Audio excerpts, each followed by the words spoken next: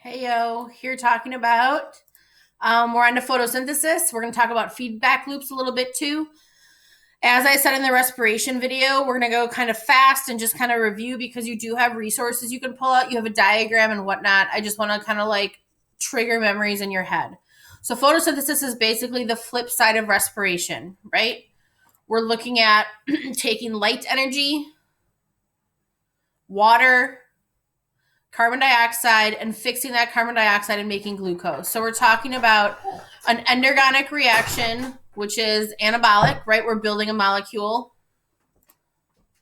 It happens in the chloroplasts in our eukaryotic cells, the ones that have organelles. And the words you should be familiar with here are thylakoid, thylakoid space, the stroma, the granum, stuff like that.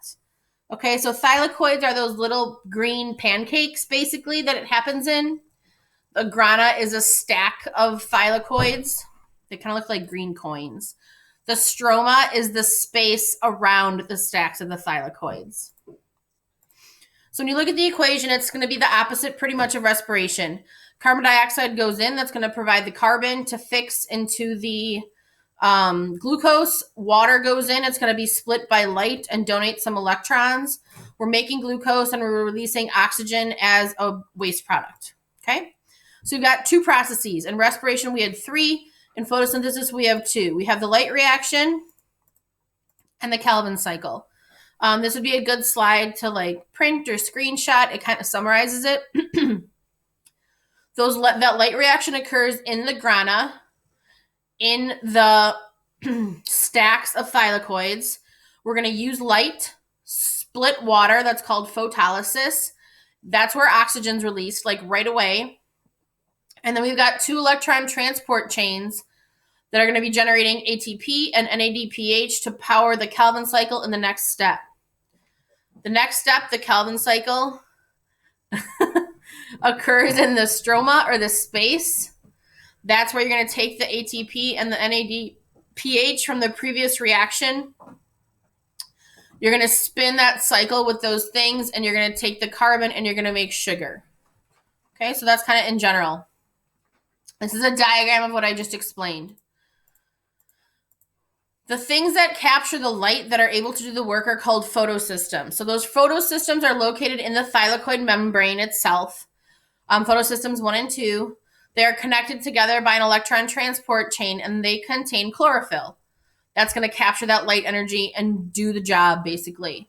And so they're connected by an electron transport chain that, just like in respiration, is going to pass electrons. Electrons are going to lose the energy. That energy is going to be used to pump H pluses, create a gradient, and we're going to make ATP. So this is kind of like the Holy Grail diagram, okay? Like this is the one that I think explains it the best. So we're going to start down here on the left. Light goes in, splits water. Oxygen's released right away as a waste product. The energy gets passed along. Okay, we're in a photosystem now. Water, again, donated the electrons to do this. We're going to pass the electrons down the electron transport chain. We're going to make some ATP. We'll look at the directionality of that. We're going to do it again, and this time our final electron acceptor is NADP+. NADP+, and we're going to make NADPH. So the whole purpose of the light reaction is to make that ATP and that NADPH to be consumed in the Calvin cycle. Overall, photosynthesis isn't making ATP. Okay? But it's making ATP to power the Calvin cycle, and it kind of just gets reused then. So chloroplasts and mitochondria, like let's compare them. They're both doing chemiosmosis. We have an ATP synthase. But our final electron acceptors are going to be different. I can see this in the FRQs as like a compare-contrast thing. In respiration, we're looking at oxygen accepting those electrons because it's so electronegative. In photosynthesis, we're looking at NADP+. In respiration, we're making water as a waste product. In photosynthesis, we're making NADPH to be used in the Calvin cycle. So I really like this diagram. Of course, then I'll make it go away. Because it shows the directionality. So in respiration, we're pumping H pluses out of the matrix into the intermembrane space. And then they're coming back through and ATP is getting made in the matrix. In photosynthesis, you're pumping H pluses into the thylakoid space. That's the dark part here, the middle of the pancakes. And then they're coming back through the ATP synthase out into the stroma. And so the ATP is actually getting made in the stroma, which is where the Calvin cycle happens. So like that's useful. In both organelles, we're generating a gradient across a membrane. In both organelles, we have ATP synthase that's doing its thing. And again, moving on to the Calvin cycle, what we needed from the light reaction was that ATP and NADPH, okay? So now this is where CO2 comes in. So CO2 is going to come in and it's going to give its carbons, use the ATP and the NADPH, and make glucose. If you remember, it makes like that G3P, and then like that gets put together to make glucose, but they won't ask that. So this is happening in the stroma or the space. Oh, I didn't realize we were moving on so fast. Thought I had a diagram. I don't have a diagram. Okay, so we need CO2 to go in because that's our carbon source. We're taking ATP and NADPH from the light reaction, so technically they're not reactants because they're made within. And we're making glucose as our product. Remember, our other waste product was oxygen, but that we gave off in the light reaction. Okay, so let's talk about feedback loops. What are we at with time? Oh, we're only at 7 minutes. Let's talk about feedback loops and homeostasis briefly. So talking about metabolism, endotherms and ectotherms. Endotherms, animals keep themselves warm, higher metabolic rates. Their bodies don't change with the surroundings. With ectotherms, their bodies fluctuate with the surroundings and they have lower metabolic rates. But their enzymes kind of have to be in bigger ranges because of that. Endotherms like us, we need to maintain homeostasis.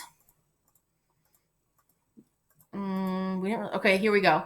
So homeostasis is the attempt at maintaining that balance with temperature and with pH and with all the other factors that are going to need to be kept in balance for basically for our enzymes to work.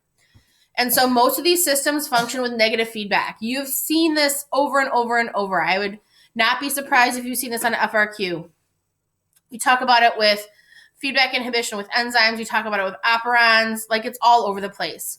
And it's the idea basically that the end product can like shut a system off. So it's kind of chilly today outside. Our house is kind of cold. We turn the heat back on. The heat will go and go and go and go. And then when the thermostat registers a certain temperature, it will turn off. And where the attempt is to keep our house at that 65 degrees that we have it set at. Okay. Positive feedback is an amplification of a signal. Think about like cell communication and how that signal is amplified. We're going away from a set point. The examples that you should know that we've kind of talked about the whole time are childbirth. So the idea that oxytocin is a hormone that causes contractions, and that contractions of a woman's uterus will produce more oxytocin, which causes more contractions, and it amplifies the process until the baby's born.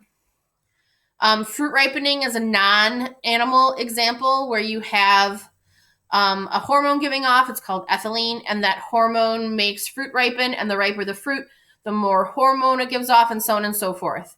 It is the reason that we bought pears the other day, and now they are all ripe at once because they're sitting in a bag together.